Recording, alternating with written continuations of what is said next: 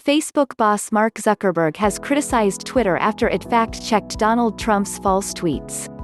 Twitter added a blue link under the tweets, which reads, "Get the facts about mail-in ballots," and takes users to fact-checking articles from newsrooms and journalists debunking Trump's claims that postal voting is fraudulent and predicting that mailboxes will be robbed.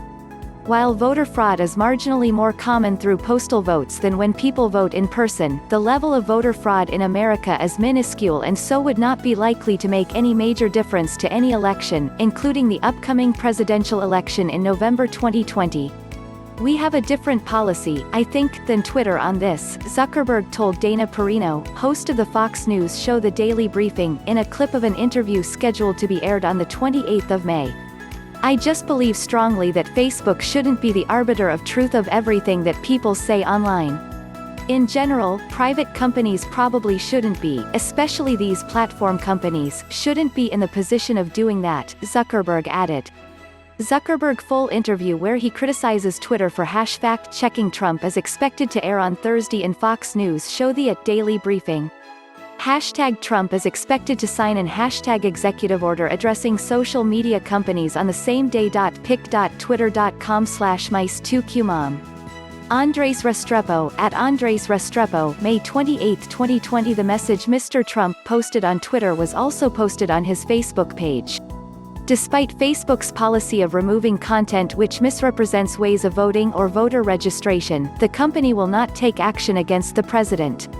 In a statement, the company said, "We believe that people should be able to have a robust debate about the electoral process, which is why we have crafted our policies to focus on misrepresentations that would interfere with the vote."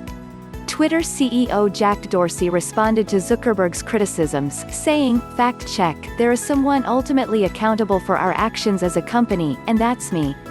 Please leave our employees out of this. We'll continue to point out incorrect or disputed information about elections globally. And we will admit to and own any mistakes we make. This does not make us an arbiter of truth. Our intention is to connect the dots of conflicting statements and show the information in dispute so people can judge for themselves. More transparency from us is critical so folks can clearly see the why behind our actions," he wrote on Twitter. Mr. Trump has since said he is going to sign an executive order on social media companies following his threats to strongly regulate or close down platforms following Twitter's fact-checking decisions. Details about what form this order would take are scarce, but the order is expected to be signed the 28th of May. Happen again. Just like we can't let large-scale mail-in ballots take root in our country. It would be a free-for-all on cheating, forgery and the theft of ballots. Whoever cheated the most would win. Likewise, social media. Clean up your act, now. Donald J. Trump, at Real Donald Trump, May 27, 2020. Mr. Trump's Republican allies in Congress suggest that the president could strip the social media giant of the special speech liability immunity. Twitter currently receives immunity under American law in what's known as Section 230, which states that companies that distribute user content are not publishers, in contrast to news sites. Section 230 has been repeatedly misunderstood by Congresspeople under a false belief that the law exists to keep the Internet free of political censorship. The law has since become a partisan issue in America, with Democrats suggesting that social media companies are not doing enough to counter propaganda from outside sources, while Republicans believe the companies are moderating too much because of questionable claims that such moderation unfairly targets conservatives.